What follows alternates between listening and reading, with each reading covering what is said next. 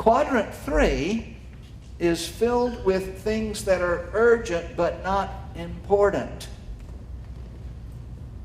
I have a personal opinion, conviction, that we often imagine them to be important because we want them to be important. It is one of the reasons we stay so busy, because we want to be important. Many interruptions are urgent but not important. An interruption is by definition urgent.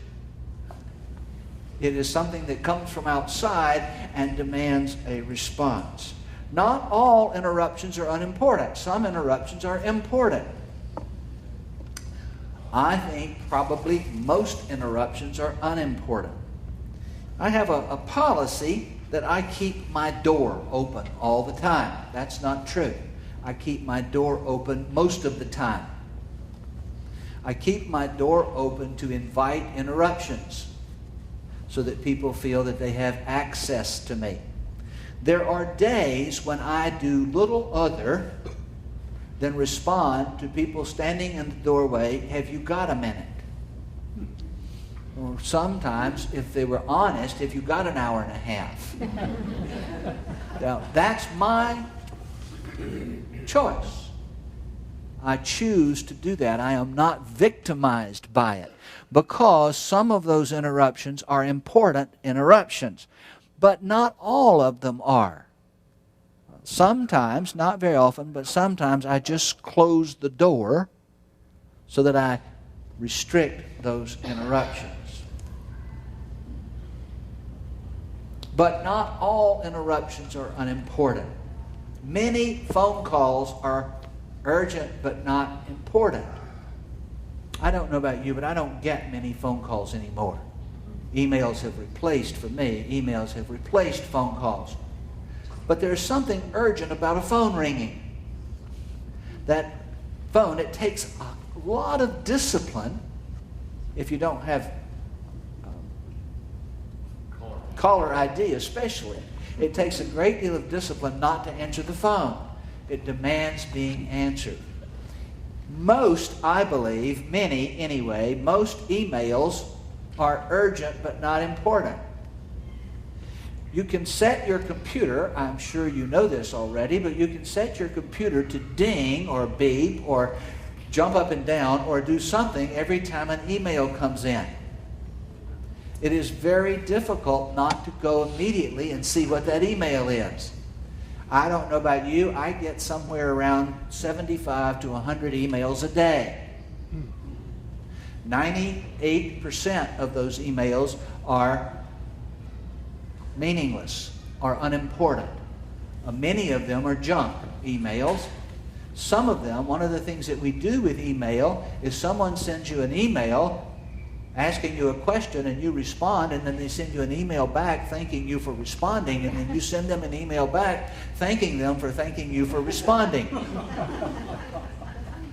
I talked to my son last night, who is an executive with lives in Tokyo. He was describing an email exchange between top-level executives with that took 10 emails to accomplish what could be accomplished with one. And those are urgent but not important activities that fill our lives. There is urgency about them. They just aren't important. Quadrant 2, I want to do it the other way around. Quadrant 4, I'm going this way. Quadrant 4, by definition, are activities that are not urgent and not important. There's nothing urgent about them. There's nothing important about them. Busy work falls in Quadrant 4. Much of the interruptions that I deal with in a day fall in Quadrant 4. Time wasters, Quadrant 4. Computer games are Quadrant 4. Escape activity, daydreaming and all of that sort of stuff can be in Quadrant 4. I'm going to say a little bit about that in a moment. Quadrant 2 are those activities that are important and not urgent. They are things that are not demanded. There is no external force that is imposing itself upon you to require a response. They are, by definition, not urgent. And they include things like tending to relationships, planning, preventative activities that will prevent crises from occurring in quadrant 1. Spiritual development, spending time in prayer, spending time in Scripture, spending Sabbath time, and doing things that are restorative. Note, this is important, note that if you look at the quadrants in the vertical, that the activities in quadrant 1 can look a lot like activities in quadrant 3. And sometimes it's very difficult to tell the difference. And in some circumstances, what is urgent and not important might be urgent and important. And the same thing is true that those activities in quadrant 4 can look a lot like the activities in quadrant 2. Now here's the trick. Back to habit 1. You get to decide. Be proactive. You are responsible for your own life. What is restorative to you may be a time waster for someone else. You have to be honest. That's part of the foundational principle of habit 1, is you have to be honest about whether this is restorative or is this a time waster. I find a great deal of restoration in daydreaming. I do not write a sermon without spending some time gazing off into space. I believe most people would say that I'm wasting time. I'm not sure that I could do it otherwise. It would become too mechanical. It is inspiration. It restores. What is quadrant number 2 for you, maybe number 3 for someone else. But look at number 2 for a minute, your second diagram. Now this is a little bit of a difference that I've taken on this. What happens in most of our lives is that we spend more time in quadrant 3 than we do anywhere else. We spend most of our time responding to things that are urgent and not important. One thing you might want to do sometime is to just count how many times you check your email every day. I tried doing that and got so alarmed that I decided not to do it. Do you remember the days when you used to get mail? You got it once a day. And it worked fine to get it once a day. But I believe that most of us will find that we check our email into the hundreds of times a day. You got a computer? Multiple times every hour. We spend most of our time in quadrant 3, and remember that the block is finite. If we spend more time in one quadrant, that time has to come from other quadrants.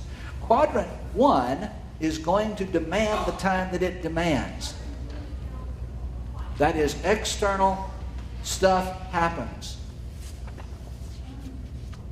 We spend most of our time in quadrant 3. We spend too much time in quadrant 4. And so what happens is what gets squeezed is quadrant 2. It gets smaller and smaller. We spend less and less time doing the things that feed us, that feed our spiritual life. The irony is that the less time we spend in quadrant 2, the more time we will spend in quadrant 1. Because the less time we spend planning, preventative kinds of things, taking care of ourselves, the more we will find there are things that are urgent and important that happen in our lives. If we had taken the time to check the wiring, the house would not have been on fire. If we had taken the time to wrap the pipes, the pipe would not have burst. The less time we spend in quadrant 2, the more time we will wind up spending in quadrant 1. And so quadrant 1, 2, gets squeezed less and less. And our lives are out of control, and we find ourselves saying, I'm exhausted.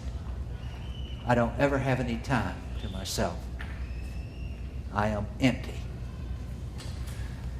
If you look at the third diagram, what happens if we spend more time in quadrant 2. If I did this carefully, and I didn't, if I did this carefully, you would find that quadrant 1 stays the same. But what gets squeezed is quadrant 3. We spend less time on things that are urgent and not important. We learn how to say, no, that's not my priority. I'm going to have to stop because we're out of time. But I would suggest to you that one of the ways you can use this information is if you look at quadrant 2, things that are important but not urgent. If we were to focus more on the inward life of prayer and study, we would find ourselves spending more time in quadrant 2 and less time in the other places. Next week, we will deal with habit number 4, which is think, win, win. We are, by the way, on schedule to do all of them. I know that doesn't seem possible.